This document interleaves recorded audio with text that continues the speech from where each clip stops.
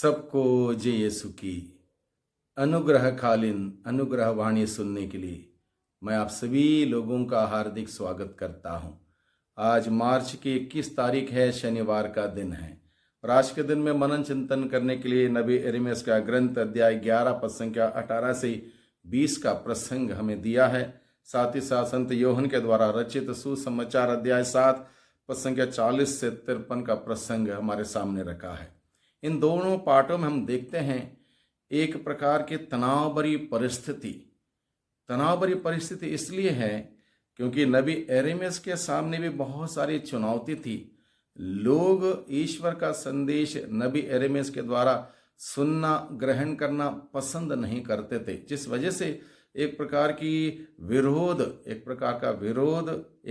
नफरत यिर्मयाह के प्रति, और इस परिस्थिति से नबी यिर्मयाह घबराता नहीं है, डरता नहीं है। उसको ईश्वर पर भरोसा है।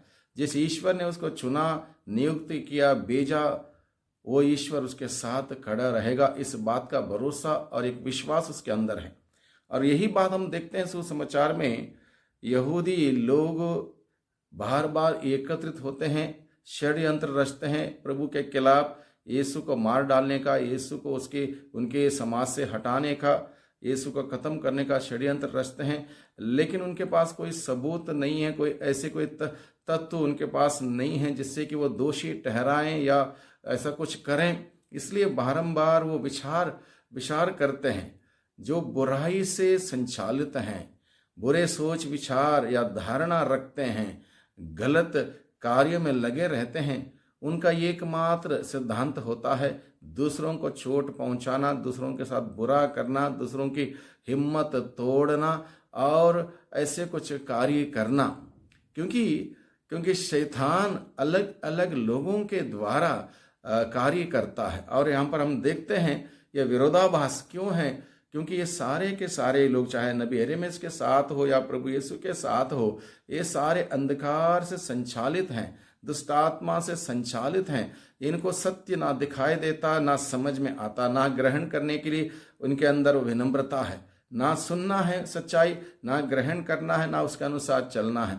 क्योंकि वो सोचते हैं जो वो कर रहे हैं वो अच्छा काम कर रहे हैं, जो वो सोच रहे हैं वो अच्छा काम कर रहे हैं। और इस प्रकार से एक प्रकार का तनाव भरी परिस्थिति हम आज के इन दोनों पाठों के द्वारा हम देखते हैं। और यही तनाव भरी परिस्थिति अगर आज के दिन में हमारे आज के समाज में लागू करके देखें, हमारा समाज में भी यही होता है।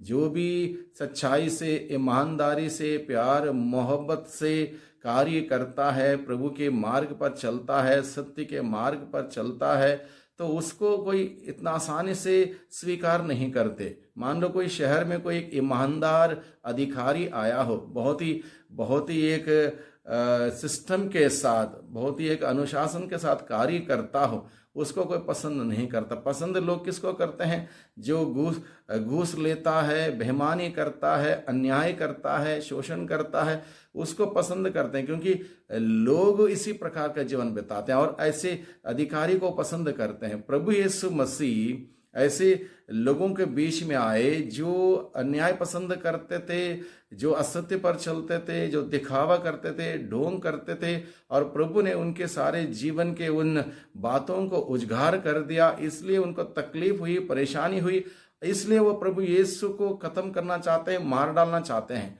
हम भी प्रभु यीशु की शिक्षा सुनकर उसके अनुसार चलने के प्रयास करते हैं।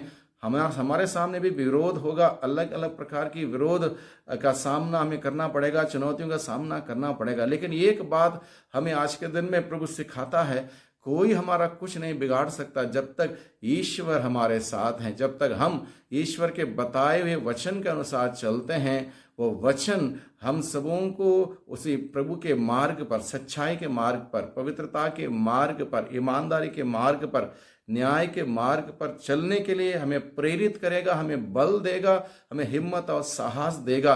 पूरी दुनिया इकट्ठा हो जाए तब भी अगर हम सही रास्ते से आगे बढ़ना चाहेंगे, हम आगे बढ़ सकते हैं और प्रभु हमारी सहायता निरंतर करेगा। जैसे कि मान लो एक कमरे में बहुत सारा अंधेरा है, एक मोमबत्ती भी अगर हम जलाएंगे तो वो एक मोमबत्ती के उजाला उसका कमरे का अंधकार कम कर सकती है। उसी प्रकार से अगर हम प्रभु के मार्ग पर चलने वाले, उस सच्चाई के ईमानदारी के मार्ग पर चलने वाले एक व्यक्ति भी जहां भी हम रहेंगे, कार्य करेंगे, जिएंगे, वहां पर उस अंधकार थोड़ा घबराएगा। जब अंधकार थोड़ा घबराएगा, दूर जाएगा, निश्चित रूप से परेशानी होगी। इसलिए प्रभु अपने जीवन के उदाहरण के द्वारा हमें सिखाता है दुनिया में दोनों प्रकार के लोग होंगे।